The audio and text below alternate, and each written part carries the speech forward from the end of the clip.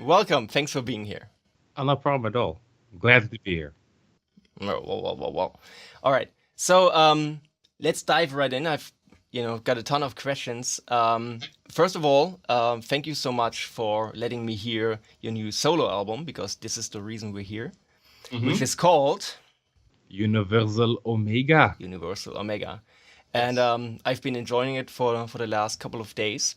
Okay. Um, and as I told you before, I think it's fresh.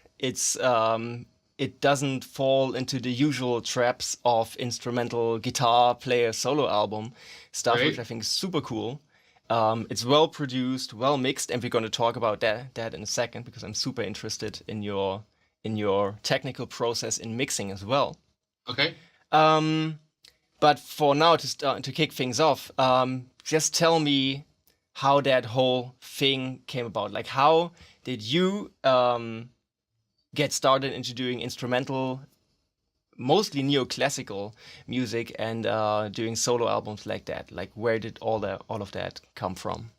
So going back to my roots, so before I played guitar and even played drums, I played keyboard, like piano and keyboard. There was a piano in our home, and my father is besides playing accordion, he's an organ player. So on this, I still remember this day for some reason, but for some weird reason, I was digging in his record collection, and there was like a record of Bach's like Toccata in Fugue in D minor, BWV 565, that thing, and it struck me, and I wanted to learn it on keyboard. It was of course way too difficult for a kid who's like 8 years old or something. So that got me interested in classical music. So after that, I started playing drums for a bit and then guitar. And I always, like I said, I always loved classical music. But I started playing guitar because of Muse, which was kind of classical Oh, influence. interesting. Yeah, that's if you want to know the story, I was watching TV and I saw the video clip of Plug and Baby, and the, That was the the first Muse song I heard as well. same. And a funny thing now that I think of it, I swear to God, I never thought it until this moment. The intro riff of Plug and Baby is a small sequence from the toccata from that Bach piece. Oh, really? But exactly that thing. So it struck me. So I learned a bunch of Muse songs, and then I can't remember how, but somehow I found Malmsteen on the internet. I think this was before YouTube even, but I found Malmsteen, and that was like, I have guitar and I have classical music. It's possible to combine it. And then it went into then a buddy of mine told me years after, like, hey, like a couple years after into Malmsteen, hey, there's this band called Symphony X. Do you know it? I'm like, no. I like Dream Theater kind of bit, but then Symphony X was like, it was progressive, heavy neoclassical and stuff. So that got me into the whole neoclassical sequence. And then of course, if you dive into neoclassical, you find guitar players from the Sharpnel years, how they call it, like Vinnie Moore, Tony McAlpine, of course Malmsteen, and like all those. Oh, how could I forget Marty Friedman, Jason Becker's Cacophony, and Jason Becker's solo stuff? So that all like melted in and blended in, and that's how I really got into like instrumental music. And one of my favorite instrumental albums of all time is Satriani's Crystal Planet, which Oh, is cool. I think that's his best album by far. in my opinion, it is because the melodies on that, oh my god. Yeah, So sublime. when I started writing music, my first song was like an instrumental guitar song because I I was basically alone with a drum computer. Back then it was a drum kit from Hell 2, I believe. And like you like write songs, and just the fact you're like, okay, well, Satriani makes instrumental music, so that's like, okay, so it can be done. Because it was like I don't know, because a lot of, I think some people don't even know it exists, like instrumental guitar music, just with guitar as being the vocalist. So that's when I started creating, just writing songs and post them up forums back in the day on like a Dutch Gitaarnet forum and the Andy Sneap forum and stuff. Writing instrumental metal, which could be vocal based, but there I couldn't do vocals, and like more neoclassical music. And when I went to study music in 2009, that's when I got more like they teach you how to think like in a business kind of way, and that's when I thought like, okay, I have to do a solo album because that's gonna be my stamp. Like I'm gonna show the world or the world everything I got and have my music out there, which is pretty scary for some first, but because I already released music like on forums for free and stuff, I was like, okay, I'm gonna have to create an album. And that's when I created my first instrumental album, which was called Subliminal Colors, back in 2012, I think. And people liked it, and that was some confirmation for me. That was like, okay, so the stuff I put out doesn't suck. That's good. I write it for me basically, but it's it's it's a really good thing. It's a really good thing for your ego, if I'm being honest. If people really like your music, that's in my opinion. So that's that. And I think before I forget, there was back in 2004 there was a national guitar contest, which I participated 3 times. 2 times I got second. Last time I got first. And that was a real motivation for me to become a better guitar player, because when you get second, you have that urge to get first. At least my ego did. So I think that was a motivation to like lock myself up in my room with my computer, pizza, Coca-Cola, and Guitar Pro 3. Yeah, yeah. So that's how I got into. That's the whole background story of how I got into writing instrumental music, basically. So basically, that all happened way before you joined any touring acts. Is that correct? Exactly. Yes. Right, because I actually thought it was the other way around. No, no. So um, the first band I joined that did a tour that was in well, it was like a big tour. It was most of it like a self set up tour. It was a thrash band called Escadron. I joined it in 2006, and we set up a 2 week kind of tour. But that was only once, and it had to take 3 or 4 years before I did my very first actual tour. Yeah. Okay, right. Um, what's the timeline here? Because you said that you studied music. So, how long after did you finish? Did you get a graduate's Yes. degree? All right. Yes. Yes. So, how long after that, or how long did it take you after finishing school to get into the touring circuit and to build momentum? It happened at the same time. So I joined. It's called the Academy of Pop Culture in Leeuwarden, which is a city, is the capital of the province I live. And I joined that school in 2009. And my first, um, well, I wouldn't call it a tour, but my first real big international stuff was in 2011. So when I was still in school, I joined a band called System Divide, which was back then the side project of Sven, and back then his current wife, his wife, Miri, in that period.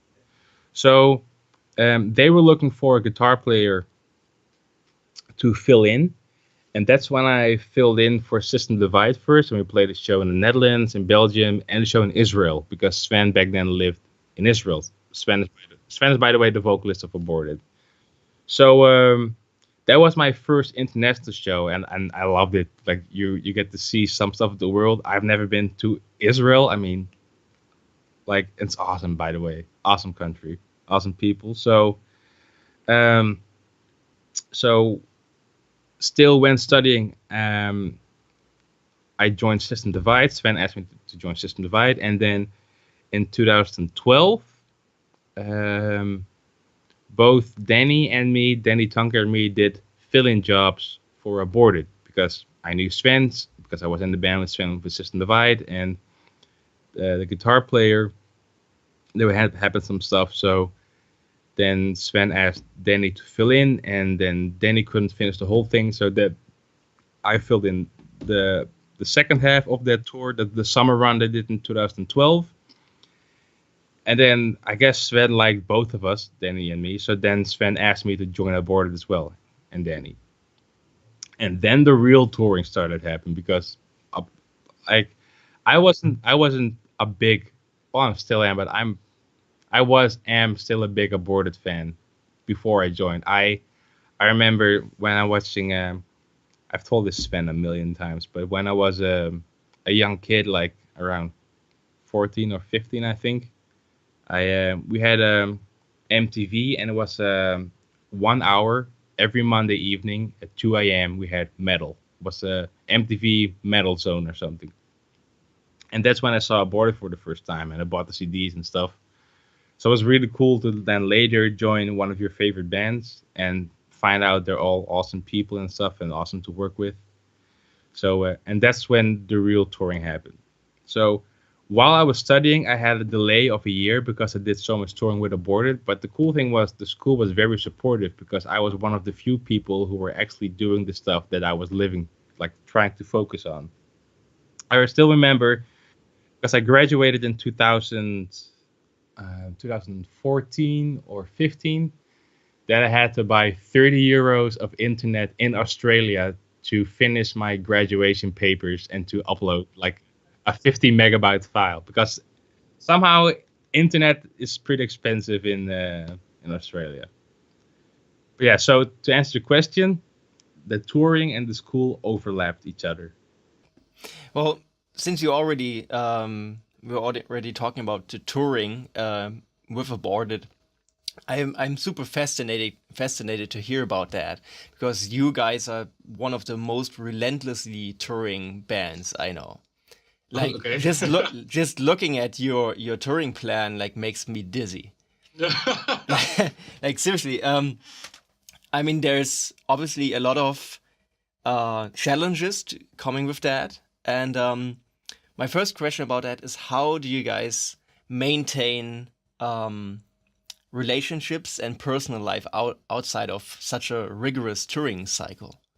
um, well, one thing that was quite of a shock to me, I remember we toured a lot, but I mean a lot in 2014 because that's when the Necrotic Manifesto got released, and we got on a ton of tours. I think we did almost three, four. I think we did Vader, Black Dahlia Murder, and even Japan, if I'm correct. Maybe I could probably mix up some stuff, but we did. The to, the thing that shocked me was like when you're touring. For me personally, time flies by really quick. And we did.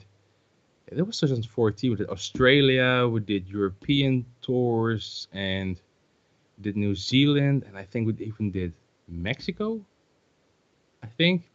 And the thing I remember is when See, I think if you're struggling to remember all of those tours, then that's right, when you know that you it's a tour a sign. shit Right. ton. But I remember when Danny and I said, and Danny was like, "Yeah." So I counted all the days together, like how many days we toured in 2014. And I was like, what? This is like a month and a half or like 2 months. He's like, dude, 7.5 months. I'm like, what? Yeah, so all the dates combined that year was like nearly 7 to 7.5 months of touring. And to answer how do you maintain relationships, um it's tough because back then I was in a relationship now, but I remember with my girlfriend back then it was pretty hard for her because you're going outside and your time flies by and you see a lot of the world, and your your girlfriend or your wife for that matter just is like at home basically doing her own thing and waiting. So it's it's I don't know, it's how do you maintain that? Like, I mean, Skype is great. It's a great solution. Skype is great, and calling and stuff. But I it's not like I set up a certain plan to set up how I think had to work out. More like, okay, I'm going on tour. I'm leaving that day. I'm coming back that day. Let's keep in touch as much as possible. That's basically what we did. Yeah. Did you guys have to develop any kind of routine or strategies to cope with that, with being away from home for so long, or not having a routine basically? You know, you can't just get up in the morning, have your morning coffee, have a shower. It's like it's a Sure. completely different It's thing. the best thing to do because you can change the situation is adapt as much as possible. So before, like, if you know you're gonna have like let's say you're gonna have a tour, well then there's a certain structure because you know every day what time you're gonna be arriving, so you can set up a plan. You know when to load in and to load out. With like with I remember Australia, that was pretty rough because we barely had any sleep. The van was pretty shitty. I think the chairs were made out of metal. Yeah, it was pretty stressful. To When I'm trying to think back of it, the most important thing is because when you're in a band and you're like in stinky vans, like 7 months, all dates counted, things can be pretty irritating, and you can probably get in a fight or get arguments because of the slightest thing. So I think we are really lucky with the guys in Aborted because to me personally, it really feels like a family to me because I've seen those guys more often than my own family. So there's like I don't want to brag about the band, but there's a certain vibe of humor and a certain friendship that even other bands, when they see us talk, they're like, "Dude, you guys are really getting along really well."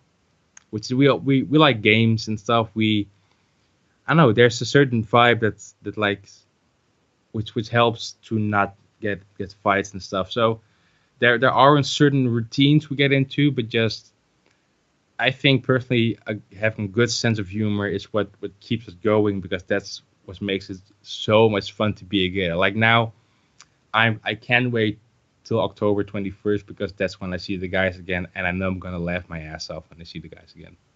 So that's yeah. So that's to answer your question, to have humor in the band, I guess.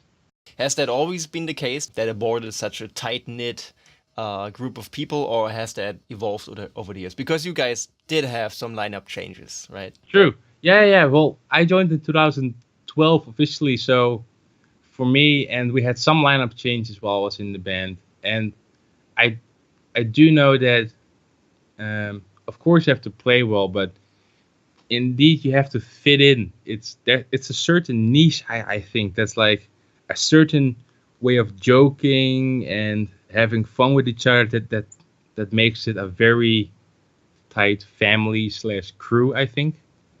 So like when I think we're really lucky when Danny left and we got Ian, our current other guitar player, which Ken knew, and like when the first time we met, like first you're like, okay, what kind of person is this? But then you get like he also likes games and he has the same sense of humor. It's like done. Same thing with Stefano, our new bass player. He joined last year. I'll just call him a new bass player. Yeah, it's the same thing. There's a sense of humor, a certain vibe. With Stefano, was a fresh vibe because he's Italian. He has the weirdest sense of humor you can have, but it's awesome to have. Yeah, yeah, that's it. Would you agree that these kind of positions in touring bands are usually filled with people just from the wider social circle of the bands and never by audition? Because that's what I've seen over the years. Like people out there usually believe that it's kind of like a position in a company. You know, there's like an Right. open spot, and then people get into the waiting line, and there's auditions, everything, and that can happen at some points. But in my experience, out of 99% of time, and that was what happened with Obscura for me, for example, or with any other band I've ever been in, which amounted to something, it was always who do you know in your social circle and who do you have a vibe with? You know, who do you get on well? And could you imagine working with that person? That's what gets you the jobs. That's 99% accurate. Almost fully agreed because the only exception with that would be Stefano, I think. Like, I yeah, yeah. So here's the thing: how I got into System Divide was because of JB, Aborted's old bass player. Because JB, I've known JB since 2005, and JB was the bass player for Aborted. And when the whole guitar thing happened with System Divide, Sven asked JB, "Hey, do you know like modern metal guitar players? Do you know modern metal guitar players who would fit System Divide?" And that's when JB uses his network and found me. So when we were looking for like a new guitar player, says Danny, we asked like, "Do you know guitar players?" Then guitar players indeed we know asked to audition, and that's how we got Ian because Ian was a really good friend of Ken. But with Stefano, it was a tiny bit different because we knew Stefano. Yeah, do it. You can do it. There you go. Oh, there. You go. So how we got no no. So how we got Stefano was st- when the Necrotic Manifesto came out.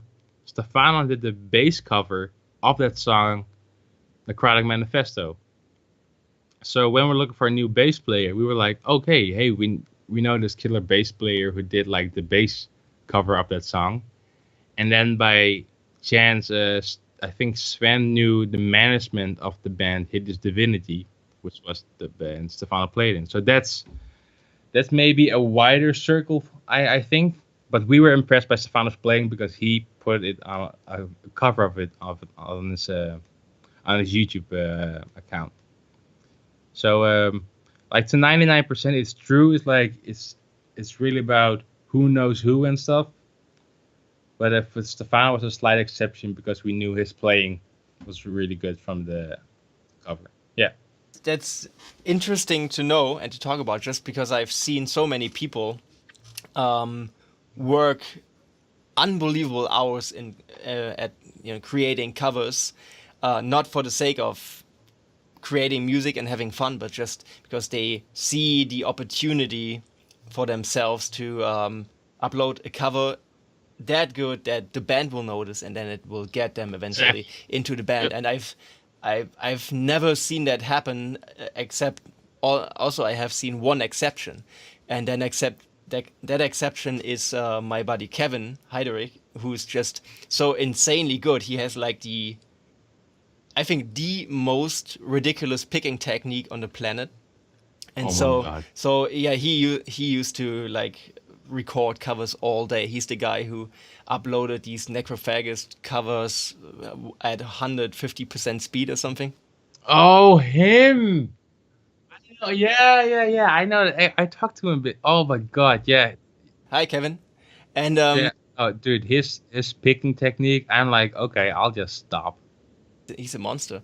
Yeah. But that's the thing. Like we're talking about somebody who the both of us, being professional guitar players, have a ton of respect for because he's just insanely good Yes. with his technique. So unless you are at that level, you have something that none of the other guys out there have and True. possess. Why bother spending 5 years of your life that you'll never get Right. back uploading other people's music, when you could go out, socialize, and just have a life and maybe build your own momentum that way? Would you agree? That's true. The only thing that would apart from an aborted audition is besides the technical ability, we also asked like write a song in the style that would fit aborted. Yeah, so we can also know how their I don't know how their writing abilities are because being a good guitar player or being a good songwriter are two different things in my opinion. Yeah. Yeah. And I So also would add that being a good arranger is yes. of ideas is extremely underrated and misrepresented in the scene as well. No, Sven is. I would say because when we're writing songs is um like I write songs, Ken writes songs. Basically, everybody in the band like writes the music because we're the musicians. Sven doesn't play an instrument, but Sven does. Like when we upload a song, because now we're writing the new album. When we upload a song, Sven is very good at hearing, um, like indeed arranging or structures of songs. So that's very important for feedback because Sven can really good hear like, well, this riff has maybe been going on for too long. Could you try like maybe half it, then the other part comes, and then the riff comes back, stuff like that. So that's a very good listening ear for Sven because since Sven is the only original member, he knows what. I mean, he has been doing that since the beginning of the band, the arranging stuff. He also played drums, by the way, but that's a crucial element, I think. Yeah, you have to have at least one guy in a band who has that kind of tunnel vision for what this Yes. particular outfit is supposed to be doing. True. Yeah. But Yeah. speaking of that, when you're writing, Yeah. since you have the solo thing going on, you have Aborted. Do you have any other projects going on at the moment? Right, by the way? So that band System Divide, we changed that because we got a different female vocalist, Sanne, who which is called Oracles, and we released an album last year called Misery Chord, and it got really great reviews. And we released a song this year, I think, which was for me like kind of more experimenting because um, my internship was for composing on my school, and I tried to incorporate some of that like film scoring and sound effects elements into that song. So, but at the moment we're not really busy with oracles because now we are really focusing on the board, and the reason I'm saying we is because Ken, our drummer, Sven, and me also play in oracles. Oh, I see. Okay. Yeah. Well, to catch on to that original question, with these different projects, do you have a specific mode that you have to get into mentally to write for one or the other, or do you just write and then sort out the ideas to fit into one category? No, I do have to go in a different mode, which is kind of hard now because um, when I was writing my solo album, which was over a period of time of like 2 years, you get like certain demos, but when you get really into finalizing, so final recordings and then writing solos, that was for me a period. Even now, that is really hard for me to write songs for Aborted because Aborted is way more extreme compared to my solo stuff. So like I really have to get into that vibe again. So even now, like when I'm writing Aborted solos, I have to really focus on make it brutal and Make it brutal. Exactly. yeah, making it heavy instead of writing solo stuff. But yeah, this like I'm thinking when I'm writing, I'm I think I'm thinking, or maybe unsubconsciously, that I'm thinking of different influences or to get like a different vibe. Not all the time because there are also some really heavy riffing on my solo album, but that's indeed the main purpose. I have a different hat on when I'm writing for a different band. Yes. So, any special tricks, like do you chew glass and watch Evil Dead on repeat to get into aborted mode? Oh, Evil Dead is so good. I I have to haven't say, watched it in like 20 years. I remember it, like really hitting me hard in my teens, though. I like it, but people may shoot me, but I think I like the remake better. But I haven't seen the remake. I love it. It's so good. But any tricks? Not really. Like when I'm grabbing the guitar and when I'm writing for my solo stuff, I mostly think of classical chord progressions and catchy melodies. That's how I think. When I'm writing for Aborted, my first approach is like the lower register of the guitar, the heavy riffing. Yeah. I can see why. And one thing is because I when I write for solo stuff, I write in certain melodies which result in certain scales. With Aborted, I try to let that go as much as possible. So with Aborted, it's more like the feel and the heaviness of the riff more than the melody of the riff. Of course. If it makes sense, yeah. Yeah, makes total sense. Okay, cool. And speaking of your guitar solos, do you ever improvise or do you write everything out? Is it little bit of both? How do you operate? So like on the album Universal Omega, some solos are completely improvised, but sometimes, so when I write a solo, I either think like, okay, this needs an improvised part, then so hit record, improvise, let it be. But sometimes when it needs a stronger melody, I like put that. Well, it depends how I wrote the song. But if I first have the riff, I put the riff on repeat, and then try to find some catchiness over it. Right. Yeah, that's how I do it. Okay. Yeah.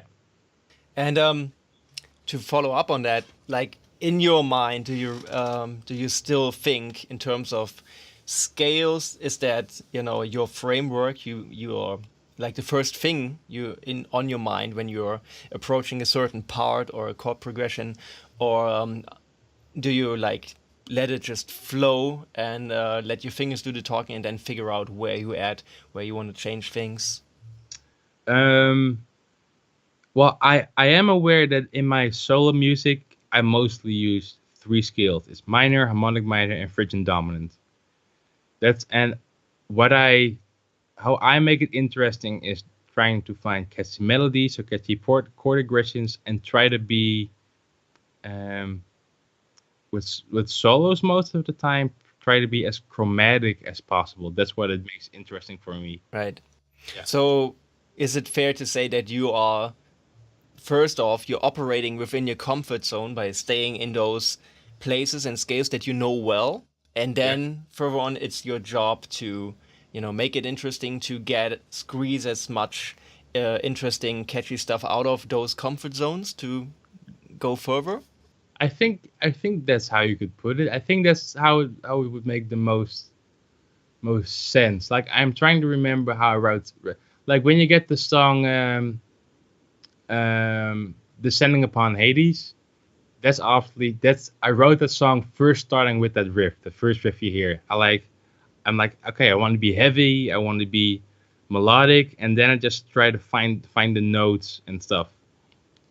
Same thing for like the second song got released, Hellbound. Like I was like, okay, I like sweep arpeggios, but how can I make the sweep arpeggios interesting for my hearing? So what I then did is like But I'm it's like, obvious by making it even faster. Sorry. yeah, but faster, but no, but I even tried to add melodies during the sweeping or make the chord progression interesting. So that's how I try new stuff. So because I know the sweeping shapes, but like then the thing interesting is like, okay, so I'm starting in B minor.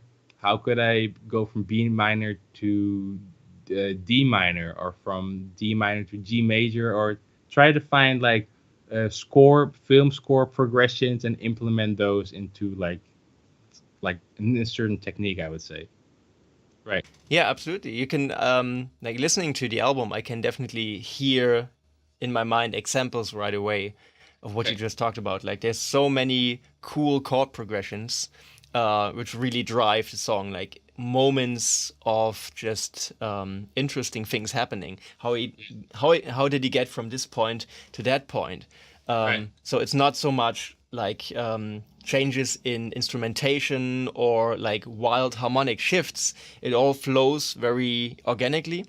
But Yeah. then the chord progressions are like the meat and potatoes of Sure. what you do. Like this is what We- drives the song, what drives the listener or moves the listening experience from part A to part B, or even within a solo. Right. And I think No, that's really cool, a cool approach. exactly how it is. Yes. Right. And so, would you say that comes from is that part of your musical persona per se, or does that come from your background in composition and studying music? It's a combination of both because back when I was younger, like there are certain chord progressions in 90s pop music which I still listen to this day, which I love, which I can't get enough of. I just can't. There's a certain chord progression which I love is in a song called L'amour toujours from Gigi D'Agostino, which like it's like a techno you when you're gonna put it on, you will know the song. But um, the chord progression in the song is like I love it so much. It's probably in five of my solo career songs because it just you can do so much of it. Yeah, it's and then experiment like doing the chord slightly different when the chord progression comes back and stuff. Right. What is it So though? Like, you care? Do you care to share the secret? oh, this the chord progression. It's so let's say if you would be in A minor, in the key of A minor, it's F major, C, E major, and that resolves back to A minor. Ah, interesting. Okay, cool. Yeah. And so the interesting thing I do, oh, interesting, but the thing I like to do is first play F major, C major, E minor, A minor, and then the second round, F major, C major, E major, then back to A minor. So you get that. So because the E major makes the harmonic minor feel because of the raised G sharp thing. But that chord progression, oh, I could play it a million times. Yes. Okay, Yeah. cool. I got to try that sometimes. Do it. It's simple. F major, C major, E major, A minor. That's it. Catchy as hell. I think it's really interesting that in like recent memory, I'm not a super duper expert on like neoclassical leanings in metal and all this in yeah, like the new wave of instrumental guitar playing records. I should be, but I'm not. But from all the things that I've heard, it's interesting how in recent years like advanced harmony and like more chordal thinking has really taken over the whole genre. Like nowadays, like the quality of chord progressions or just a general awareness of what's going on in terms of chord progressions, incorporating more functional harmony, all of this just has completely taken over True. the guitar scene, Yeah. which I think is super cool. Yes, it makes it way more interesting. I think it's because we're in a digital age of making music, and with digital, I mean like everybody can have a home studio now for like 300 euros, have an interface, and do that at home, and you can have plugins and orchestrations now at with a finger click away, which I think breaks grounds to instead of figuring everything out on your guitar, you can just get a whole orchestra to compose like whole suites or stuff. So, and this could be wrong, but I think um, film scoring is getting way more attention now than it used to. I mean, Hans Zimmer did a Europe the whole tour. Just I mean, when's the last time you heard a film composer from that value? I'd say did like a whole tour with the whole orchestra. I've never heard of it. I heard Jerry Goldsmith like do Okay, shows like with local orchestras playing his compositions, but right, never like a full rock tour. And I think what right, what Hans is doing is basically like a rock show. It's true. it's playing his Classical stuff. compositions, yeah, but it's kind of like a rock show. He's got the big lasers, the video screens. He's got fucking Guthrie on guitar, right? Yeah, So how much more rock can you get? And I think that's a very clever concept, it like is. musically and business wise. Like it draws in all kinds of audiences, and as you can see, like the turnout is immense. Yeah, So that's cool. I mean, that's kind of a dream job to have, right? it is. It is. Yes. No, fully agreed. Speaking of orchestration and this kind of thing, your new album Universal Omega starts out with kind of a very orchestration heavy piece, like the very first song, and Yes. which I think is really well done. Right. Like, what's your approach to that? Did you set out to open the album this way, and then maybe scale it back during the course of the album? And specifically, what kind of library did you use for that? Okay, so it started like this. So after Oblivion, my second solo album, I was determined to say this. I will never make a neoclassical solo album ever again. That's what I said to myself. You failed miserably. Yes, yes. But I fully said to myself, okay, I'm gonna work on my orchestration now because when I did my internship, I did some orchestration stuff with a very brilliant composer called Arnold Veeman. But I didn't do a lot with it because I was touring a lot during that same period because that was a crossover point of touring with Aborted. So when Oblivion got done, I was like, okay, you know what? I'm gonna try to write. Uh, well, I already wrote one, but I'm gonna try to write a fully orchestrated piece and promise myself no drums, no bass, no guitar, pure orchestra. And it got finished, and it sounded classical, not neoclassical because there wasn't guitars and stuff, but it was finished and I loved it a lot. And then I was like, at a certain point, okay, how would it sound with octave guitars on it? Just no drums, just octave guitars. That's just only like only single string and have an octaver and have like an EVH EVH 5153 profile, octaver on it on the Kemper, and then just hit it. How would that sound? And it's like it was so well with the bass and the cellos of the orchestra, and I was like, okay, that sounds heavy. How would it sound with programmed drums and the guitar playing along with the harpsichord? And I did that. This is like the so what are you doing later tonight of the guitars? Yes, of We course. know where this is going. So, and then I was like, it. Here's the thing, because the track you're talking about is the Rise of Apollo, and it starts with the orchestra, and then everything kicks in, and that kick in for that piece sounded so much better when the cymbals and the kick and the snare got in with the octave guitars and the rest. That's when I was like, okay, I really like how this is going. So that's how I decided to like go on with the neoclassical stuff, and I was like, okay, that has to be the opener of the album because it shows the orchestra. There's some breathing of the orchestra, and then everything kicks in with the drums and stuff.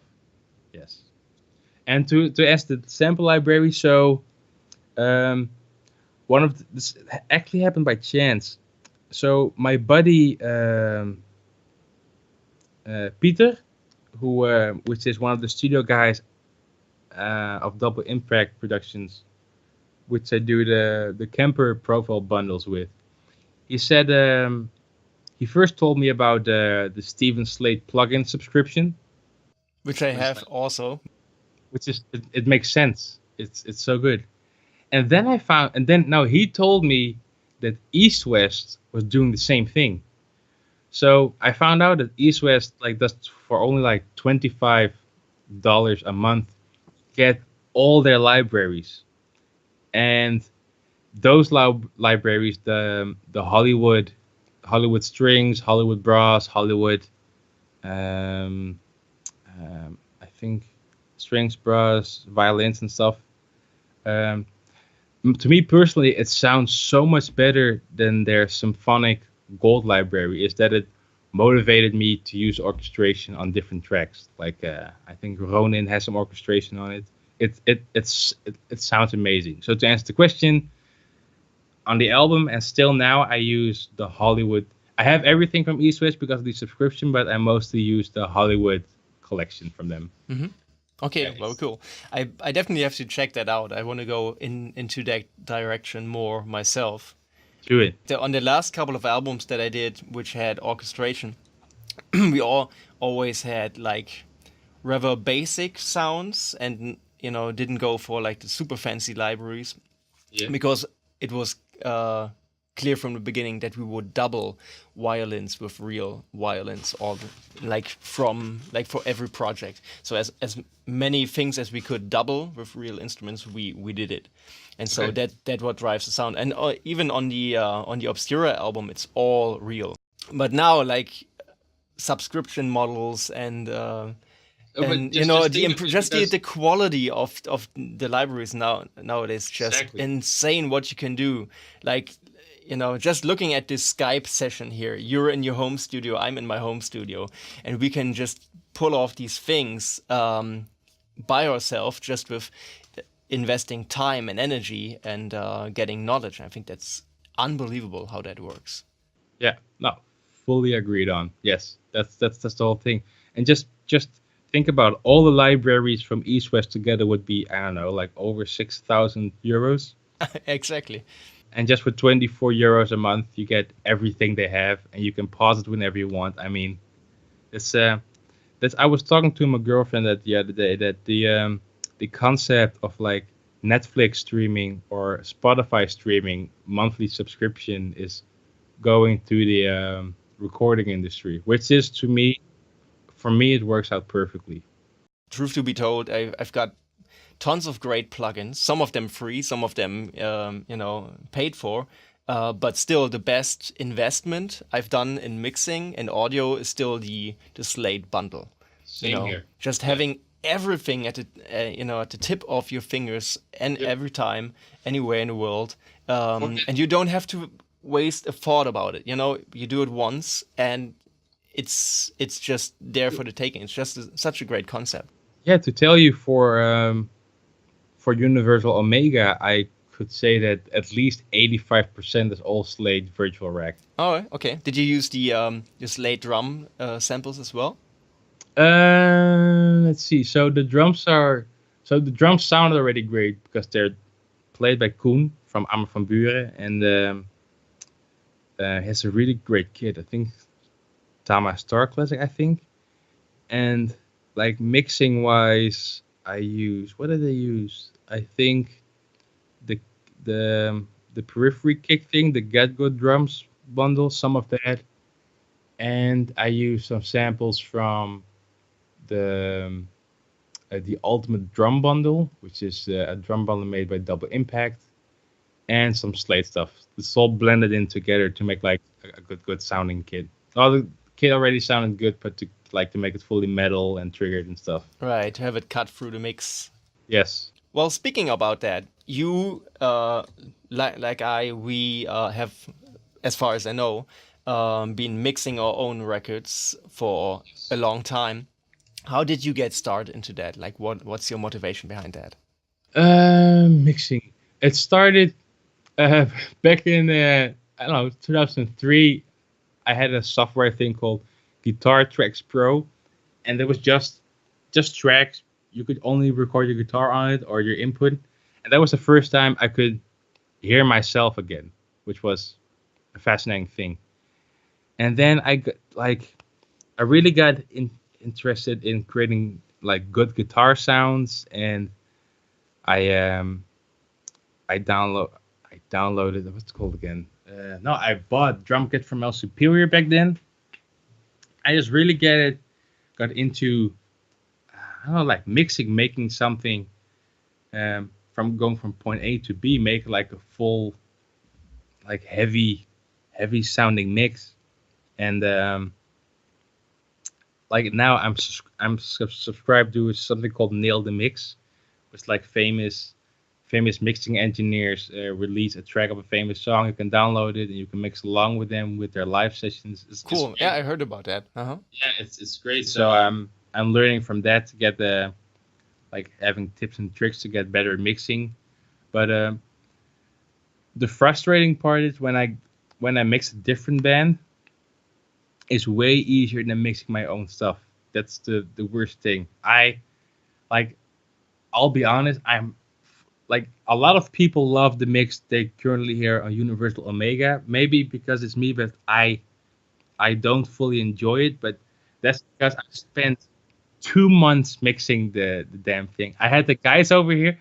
A funny thing is, you have no choice other but to hate the mix on this, just because it's yours and you have spent so much time. True. You can't hear anything but the things. You can't hear anything in it by this point, but the things that you're not happy with. Exactly. And I totally get it. Yeah, it happens to me all the time. A very funny thing is, when I was mixing it, the guys from Aborted were sleeping here at my place for I think almost more than a month. And at a certain point, they knew the songs as good as me because they were downstairs hearing the songs over and over and over and over again, a million times. But I have to say, I learned a lot mixing wise from that. So now I know when I'm going to mix. Uh, Maybe in the future, if there's something else is coming, I will. I will have more fun mixing, I guess. But yes. Yeah, I don't know if this is the same thing for you, but I first of all I think my mixes for other people are always way superior than my mixes for my own stuff. And Serious. yeah, and the other thing is that it's just like working on somebody else's material is just such so much more of a healthy thing. Yes. No, it is. I remember when I joined Nail the Mix, they released Decapitated multi tracks, and I swear to God, within 4 hours, I had the best mix I ever had in my life compared to 2 months of mixing I did with my solo album. Yeah, but also because I honestly think of well not I think it's a fact that the source of course has to be good. Of course, yeah. I guess their drums are recorded in some really good with a million mics. I guess yeah, but that for me was like okay, mixing my solo stuff is a horror. It's probably I tend to think that the quality of the source material, that's like 30%. And the other 70% is just how attached you are to it. Like how um like obstructed your view is. Because it's if it's your own thing, um you just everything you hear in your head is just this very particular vision of where you want it to go. It's Mhm. very specified. At least that's how it is for me. Like when I mixed my last solo record, I think I spent like 2.5 months just mixing that. Yep, I know that feeling. Right. At some point, I had developed severe pneumonia, and I was lying in bed still mixing on my laptop. I like, gotta get Yep. this mix right, gotta get this mix right. And because I was not focused on what it was, but I was focused entirely on where I wanted it to go. But at the same time, budget and different tracks and like the source material itself prevented me from going there. I could have had it so much easier by just not being so attached. I could really advise you at least join Nail the Mix for a while or get some of those sessions because you can buy like different sessions separately and it's like big guys. I mean, guys who mix Machine Head or Sugar and stuff. So and I would love to. I have like a waiting list of projects I still need to mix, and so it's like every time when I get the free week, I'm gonna Yep. join Some kind something of like future. that, and it never happens. So No, no, but for me personally, I'm not gonna brag about Nail the Mix, but the things I learned there really helped me getting the better mix on Universal Omega. I'll be honest, yeah, helped me a lot. well, that's not a shame to admit. It's always great to share things that help you along the way. That makes me want to check out even more. I think it does have a good mix. Like your new solo album. So, are you completely in the box, or do you use any outboard equipment? The only outboard equipment I use is the Kemper for my guitar tone. What I use on the album, oh, for the guitar tone. So everything is quad track, which is the biggest hell for technical music in my whole life. But it make for me for this it had a fuller sound. So I quad tracked. So it's a Mesa Boogie. Also depends on the song, but most of it is either a Mesa Boogie Jump Petrucci amp and an EVH 5153, or a Mesa Mark V and the EVH 5153 through a cab that we made with my profile bundle or our profile bundle, which is a Mesa cab and a Bogner cab combined into one cab impulse. So everybody can just get the exact same tones that you're using on the album through that bundle. Is that correct? Well they can get the tones. Of course, I mixed it and used like EQ and stuff like that. But the base of the tone is indeed uh, Mesa Mark V from the bundle and the EVH 1553 from the bundle and used the Mesa Bogner cab from the first bundle, and the amps are from the second bundle. Yeah, that's it. Cool. How did you get started using the Kemper? Like, how did you hear about it, and how has it changed your workflow? The first time I heard about it, I thought, I'm not gonna lie, I thought it was an April 1st joke, because I saw a video of Ola England where he profiles duo rectifier on a Marshall cabinet, and it makes this funny sound, and then I see like it copies it, and I'm like, dude, how? There's no way. Like, and frequency response, okay, but the feel and the sound of the amp, no way. And then the camera gets really close to the Kemper, and I'm like, well, that looks like a really thought of April 1st fool's joke to to begin with. Then I googled about it, and like, I was I was just stunned by the idea to copy an amplifier. Just that. I knew XFX was really good at remaking seeing the diagrams and copying that, but copying the amp, I'm like, how? So then I did some research and I fell in love with it, and then I contacted the guys at Kemper for an endorsement, and I got one, and it's my favorite piece of gear of all time, because just I mean, you can profile XFX with it. I I have an Apollo Twin interface which has like also amps in it. I I'm not gonna lie, there's an amazing Marshall Silver Jubilee in it. I put on the demo mode for 14 days, hooked my Kemper on my interface, and I profiled the Marshall. Right. I actually did an entire album last year just using a Kemper profile of an XFX emulation of a Mesa Dual What? rectifier. Oh my god! Yes, I heard a story, like a buddy of my Mike Heller. He plays in Fear Factory, and I think, Mike, yeah, yeah. yeah, I I know, cool think guy. I think Dino Caceres. I think he has the Kemper, and he uses he profiled the XFX with Tone Mass Apod XT. That's original. That's a unique tone, I think. On a strange level, it kind of makes sense because in Fear Factory, you want to go for the most cold, the whole Fear Factory thing. You want to go for the sound that has the most, the I least don't warmth. think warm vintage sound amp won't work with Fear Factory. That's it. Yeah. Well, the man knows what he wants. So Oh yeah, and it works. It works for the band perfectly. Yeah. I've used Obsolete as my main mixing reference for mixing metal. I think for the last 5-6 years or so. I think that's one of. I think in terms of how a metal record, a modern metal record, should sound, I think that's still like up there. The whole mixing and production by Rice Fulborn, that I love this album. Like the So frequency response is kind of outdated in a way because it's very 90s. yeah, But like how all the sounds are working together, like the layering and the keyboard sounds, I think it's phenomenal. true. For me, that would be like one of the best guitar tones I've heard in my life is Obsidian Conspiracy by Nevermore. Somehow, I think how that's the weakest album, but it has the best mix.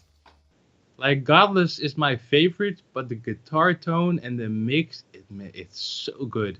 Yes, Absolutely, yeah, totally. yeah. But then again, I also like, which is like a completely different world in Nevermore terms. I also really like the Politics of Ecstasy, which is like has a Yes, completely different kind of production and mix, but I think it works true. terrifically well. Yes, no, fully agree. Though Dead Heart in a Dead World, every Nevermore album is great. Basically, they're all good. But the best mix for me is an Obsidian Conspiracy. That, oh my god, I just don't know how Andy Sneap did it. Well, let's just hope that these guys, get on to make another album at some Oh, point. that would be great. The world would explode. No, but dude, did you hear his solo stuff? Jeff's? so good. I did. I did. That was finally a leap for me personally. Finally, modern, new neoclassical influenced solo music, like a fresh breath of new neoclassical music. Yeah. I get as excited as the next guy when Jeff Loomis puts out a new solo album or stuff like that. But it's not something that I would listen to on a regular basis because it's just if you get paid to play guitar all day, it's like this kind of music. It's just the last thing you want to listen to because it's just so close to home. And so And it tends to get on my nerves really quick, even though if it's fantastically done, which Jeff's stuff obviously is, you yes. know. No, I agree, but like sometimes, like I could not listen to neoclassical when I was done with my solo album, at least for a month, easily. Yeah. So, but now I can listen to some Time Requiem again, or Yeah, you well, gotta send me a link to that. I uh, gotta really yeah, gotta check that out. I will link it to some good stuff. Or I was listening to Jeff Loomis yesterday. Like, I really like it. So we were talking about the Kemper a minute ago, Yeah. and I still want to know how working with the Kemper has changed your workflow on stage and off stage. On so let me think. So on stage, it was the like for touring, it's the best thing I ever had. I don't so with a border we're playing direct, so we don't have to use cabs anymore. We don't have like heavy 30 kilogram amps to carry or something. It's just camper on stage, go straight to the panel, done. In the studio, it's I it's my most beloved thing in life, but because I can create anything I want with it, I can kill myself sometimes with it. Just just for the fact that, dude, finding a guitar tone for Universal Omega was a hell because I have so many cab options. It's like at a certain point I was like, I'm just gonna try this, and that's gonna be it. Yeah, but I love it because truly, because I'm not a huge effects guy, but even then, I have everything I need for bass and guitar is all in there. When I'm reamping guitars in here, I can choose my favorite amps, choose my favorite cabs, choose my favorite cabs with favorite mic positions. And the thing I love the most is besides that it sounds like a real amp, it feels like a real amp. It does. And I I absolutely don't agree. want to say it in the selfish way, but I have profiled in the studio over 30 amps on all their channels, uh, at least 8 or 10 different cabs through all different mics. I can honestly say it feels like the real deal. Well, you're kind of preaching to the choir, so I completely agree. But I also know what you mean about you can kill yourself at times because it just because you have so much options with the camper. Um, True.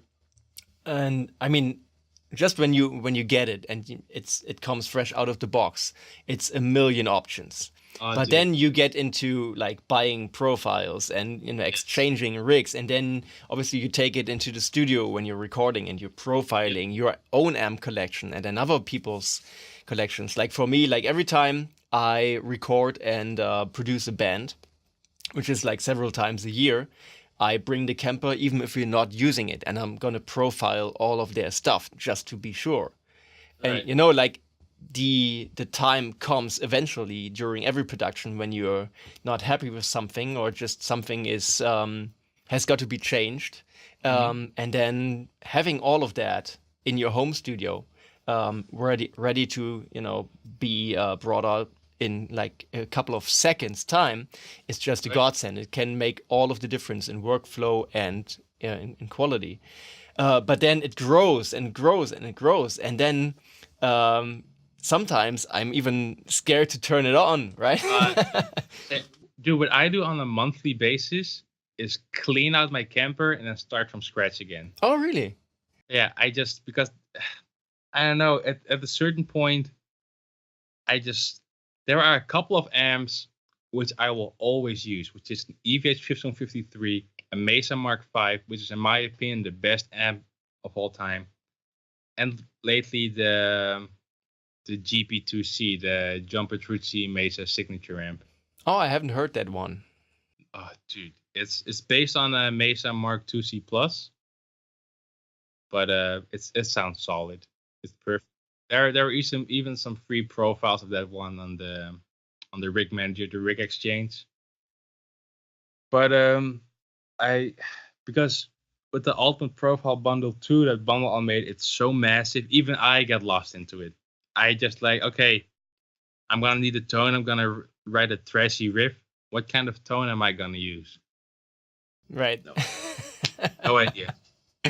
Yep. That's the thing, right? Because if you have limited options, you're able to make quick decisions, and then Yes. everything after the decision is so straightforward. Okay, this is what we got. So what do I need to do to make it sit in the mix? What do I need to do to make it do that specific sound or effect? Yes. So it becomes very technical, and Yes. then it's just you and your skill and what you've learned. But No, before that's- just choosing one is just hard. It's so true. I think that's why it's easier for me to like mix a different band, because they already recorded their guitars most of the time. Just like, okay, this is what I have. This is what I'm going to use.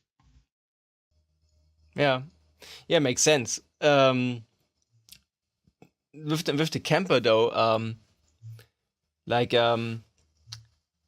one thing I want to share with you is this little situation at SWR Metal Fest. Yeah. I think that was in April or Mhm. May this year. So you guys played, and I was playing with Nada Sadek.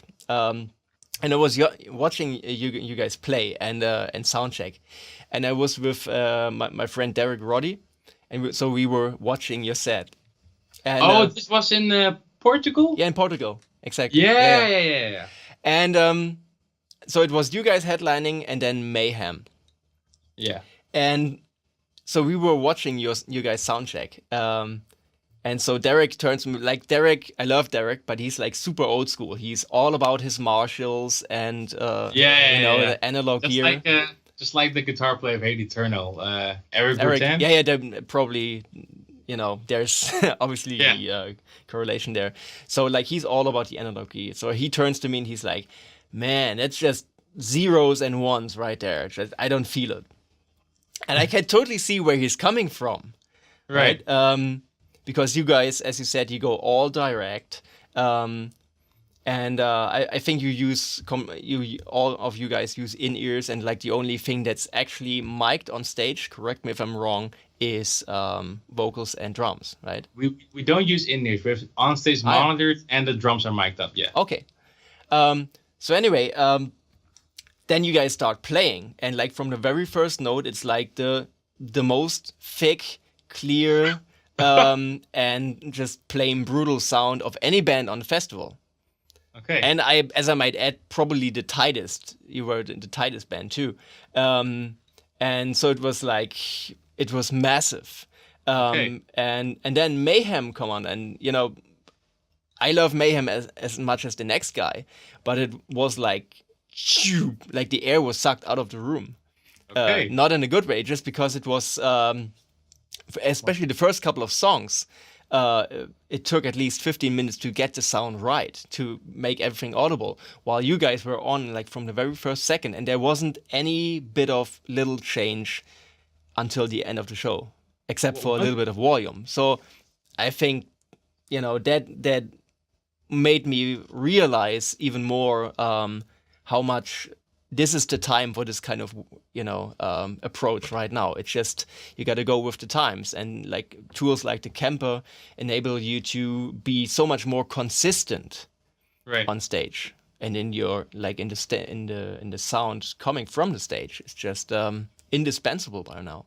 Yeah, one thing I learned from Sven when I joined the band is like never save money on a sound guy, because besides being a good player and having good plays on stage, a good sound guy is also very important to translate your vision of your sound. Yeah, that's absolutely true. I agree.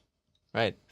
But then again, zeros and ones may be true, and maybe there's still like 5 to 10% that the Kemper can't translate if you work on it. Just let's just assume, right?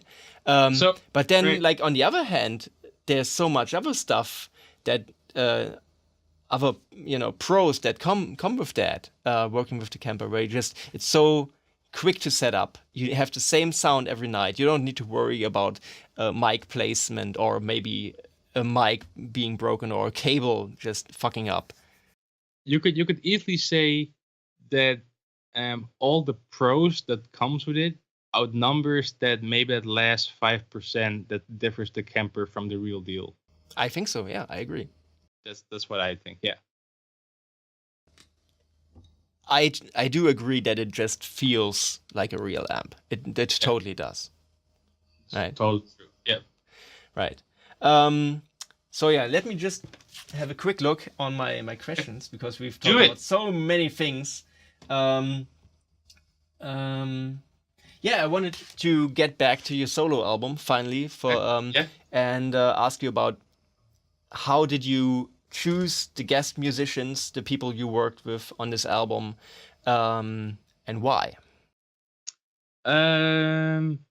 Okay, so I'm going. So the first track with vocals.